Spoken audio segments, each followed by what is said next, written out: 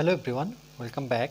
Study ম্যাথমেটিক্সে প্রত্যেককে স্বাগত জানিয়ে ক্লাস 7 থেকে chapter 8 page number 117 video part number আজকে 1 করব। চ্যাপ্টারের নাম দেখো ত্রিভুজ অঙ্কন। তাহলে আমরা ত্রিভুজ অঙ্কন শিখব।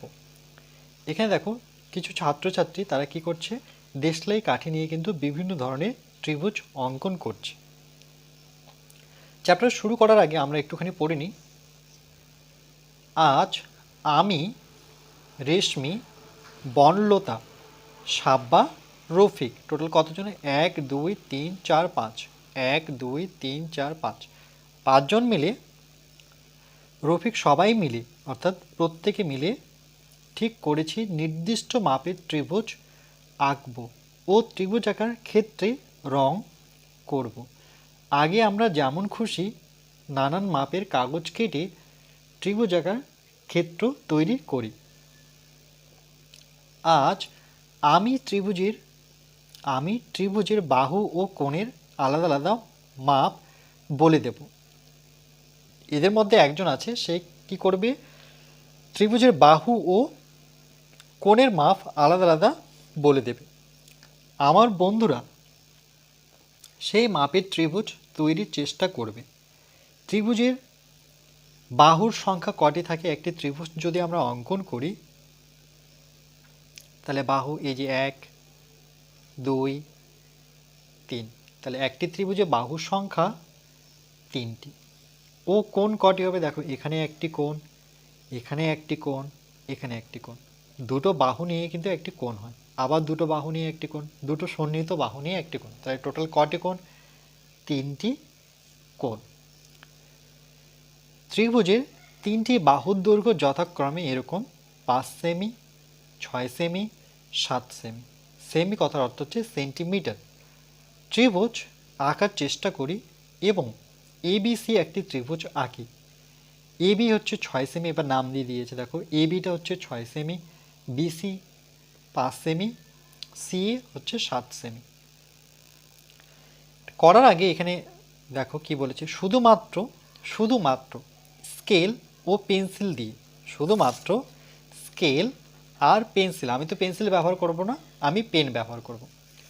শুধুমাত্র স্কেল ও পেন্সিল দিয়ে খসড়া, দেখো এটাকে বলা হয় খসড়া রাফ বা খসড়া ছবি।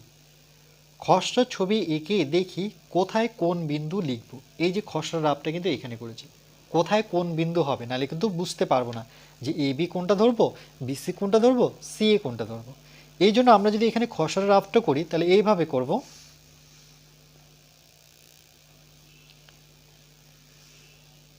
এখানে দেখতে হবে যে নামগুলো যে দিয়েছে, আচ্ছা নামগুলো এখানে নেই, নামগুলো এখানে আছে। তো এখানে লিখতে হবে খসড়া রাফ। এখানে আমি লিখে দিচ্ছি খসড়া রাফ। খসড়া চিত্র লিখতে পারি বা ছবি।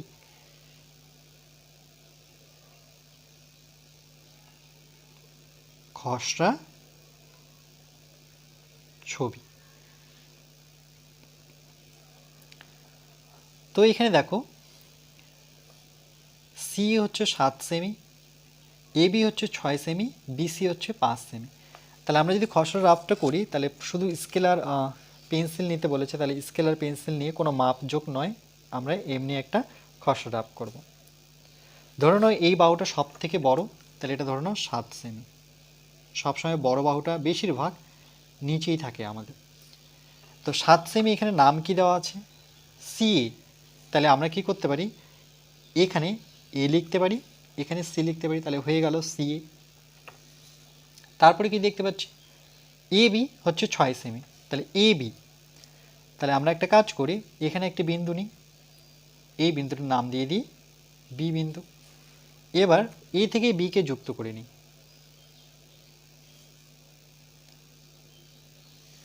আর এ বির দৈর্ঘ্য এখানে দেওয়া আছে কত? 6 সেমি, তাহলে এটা হচ্ছে আমাদের 6 সেমি। যেমন এ বি যুক্ত করলাম, ঠিক একইভাবে আমরা বিসি যুক্ত করে নেব। যুক্ত করার পর এখানে বিসি কত? 5 সেমি, 5 সেমি। তাহলে আমরা বুঝতে পারছি যে এই বাহুটা হবে 7 সেমি, এ বি হবে 6 সেমি, আর এই বাহুটা অর্থাৎ বিসি বাহুটা হবে 5 সেমি। দেখো অনেকটা এরকম। যেহেতু মাপযোগ দিয়ে করিনি, আমরা আইডিয়াতে করেছি, তাহলে এটাকে বলা হয় খসড়া রাব, খসড়া ছবি। এবার যখন এটাকে আমরা করতে যাব তখন কি করতে হবে দেখো, 1 নাম্বার বলছে এবার স্কেল ও পেন্সিল কম্পাস দিয়ে নিখুঁতভাবে ত্রিভুজ আঁকার চেষ্টা করি। 1 নাম্বার স্কেল ও পেন্সিল কম্পাস, তাহলে আমরা জানি পেন্সিল কম্পাস আর স্কেল, এই যে স্কেল পেন্সিল কম্পাসের জায়গায় কিন্তু আমার পেন্সিল থাকবে না, পেন থাকবে, তোমাদের কিন্তু এই জায়গায় পেন্সিল থাকবে, এটাকে বলা হয় পেন্সিল কম্পাস। 5 সেমি, 6 সেমি ও 7 সেমি দৈর্ঘ্যের 3টি সরল রেখাংশ, এগুলোকে বলা হয়, যেহেতু আমরা নির্দিষ্ট একটা মাপ নেব এই জন্য বলবো এটাকে সরল রেখাংশ। তাহলে 5, 6, 7 মানে ছোট, বড়, তার থেকে বড়। প্রথমে তাহলে আমরা স্কেল বসে 5 সেমি মাপটা নেব। তাহলে দেখো এখানে এই 5-এর সোজা করে আমরা একটা ডট নেব, আর এখানে 0 সোজা করে একটা ডট নেব। এবার এই দুটো ডটকে আমরা যুক্ত করে নেব। তাহলে এটা হয়ে গেল 5 সেমি। তাহলে আমরা যে কোনো একদিকে, ধরে নাও আমি এই দিকটা যদি লিখি 5 সেমি অর্থাৎ সেন্টিমিটার এটা। তারপরে ছিল 6 সেমি, তাহলে আবার একই রকমভাবে স্কেল বসাবো। এবার 6 কোথায় আছে দেখো, এই সোজা, তাহলে সোজা গিয়ে আমরা 6-এর সোজা একটা ডট নেব, আর প্রত্যেকটা সেমি কিন্তু 0 থেকে মাপতে হয়, মনে রাখবে। এই যে 0-তে একটা ডট নিলাম, এবার এই দুটো ডটকে আমরা কি করব, যুক্ত করে নেব। তাহলে হয়ে গেল এটা আমাদের 6 সেমি। তাহলে এখানে লিখব 6 সেমি অর্থাৎ সেন্টিমিটার।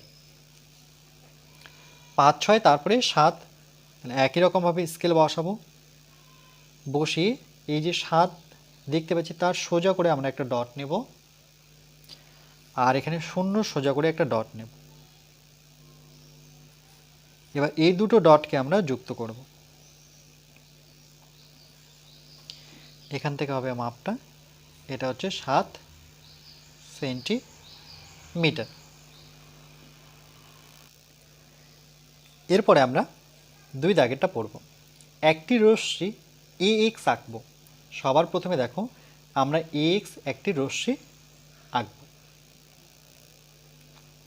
স্কেল বসিয়ে যে কোনো মাপের কোনো মাপযোগ করব না, এই স্কেলের সোজা করে আমরা একটা দাগ নেব। এখানে বিন্দুটার নাম দেব এ, আর পুরো সরলরেখাংশটার নাম হবে AX।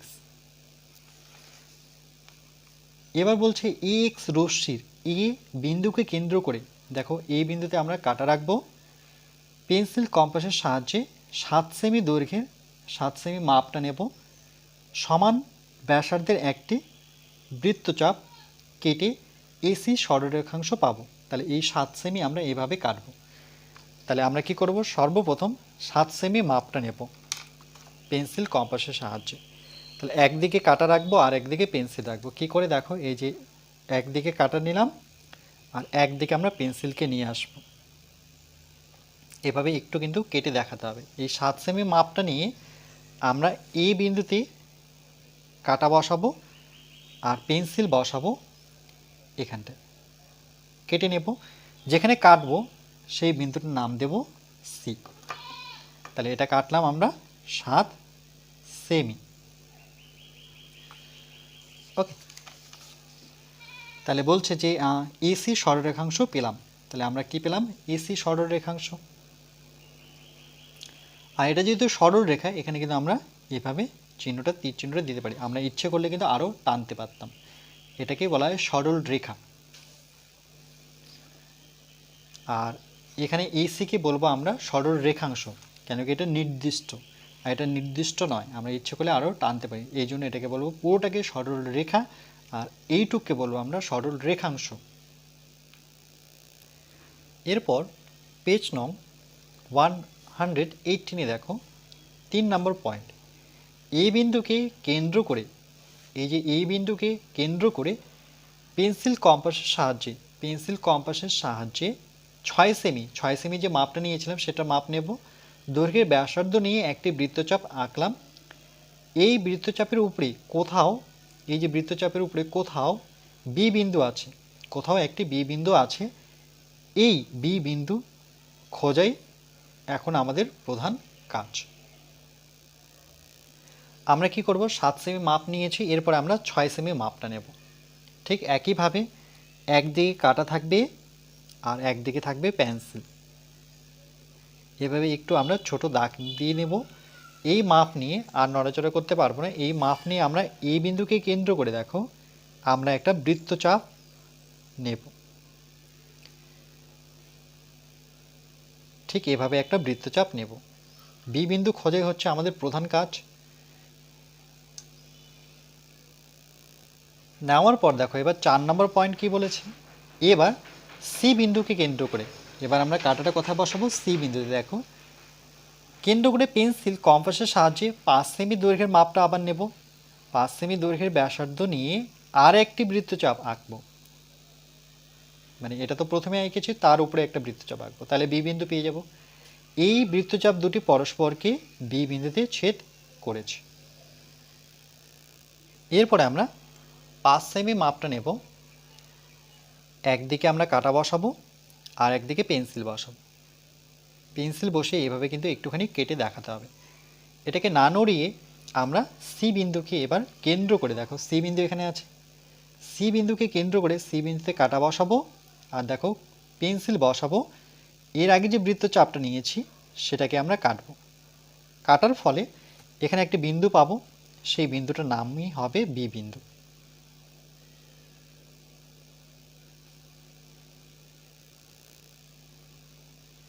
এই বৃত্তচাপ আর এই বৃত্তচাপ পরস্পরকে বি বিন্দুতে ছেদ করলো। এরপর 5 দাগেটা কি বলেছে দেখো, স্কেলের সাহায্যে এ কমা বি এবং বি কমা সি, মানে এ আর বি যুক্ত করতে বলেছে, বি থেকে সিকে যুক্ত করতে বলেছে। বিসি বিন্দুগুলি যোগ করে ত্রিভুজ এবিসি পেলাম, যার এবি হচ্ছে 6 সেমি, বিসি 5 সেমি আর এসি হচ্ছে 7 সেমি। তাহলে আমরাও যোগ করে নেব। তাহলে আমরা এ বি যোগ করব। স্কেল বসিয়ে এভাবে যোগ করে নেব। ঠিক একইভাবে বি আর সি যুক্ত করে নেব।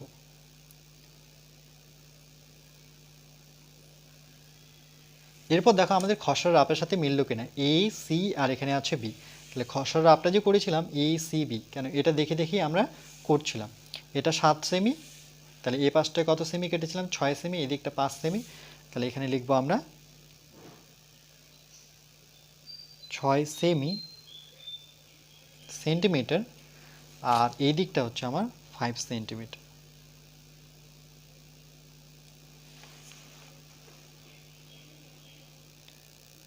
শুধু এইটুকুই করতে হবে, শুধু অঙ্কন চিত্রই দিতে হবে, আর কিছু এখানে লেখার নেই। এক লাইন আমরা এভাবে লিখতে পারি যে ত্রিভুজ এবিসি পেলাম, বা এভাবে যে সুতরাং এবিসি একটি ত্রিভুজ, এ বি সি একটি ত্রিভুজ। এটাও কিন্তু পেন্সিলেই লিখতে হবে, এখানে পেন একদমই ব্যবহার করতে পারবো না। বাস এক লাইন এটা লিখলেও হবে, নাও লিখলেও হবে, আমাদের মেন কাজ হচ্ছে অঙ্কন।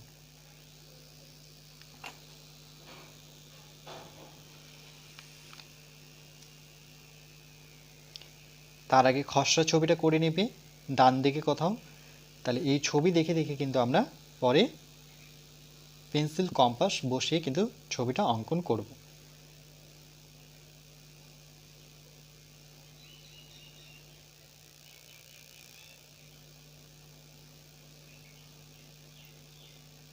এরপর পরবর্তী পার্ট 2-এ আমরা বাকি আলোচনাটুকু করব।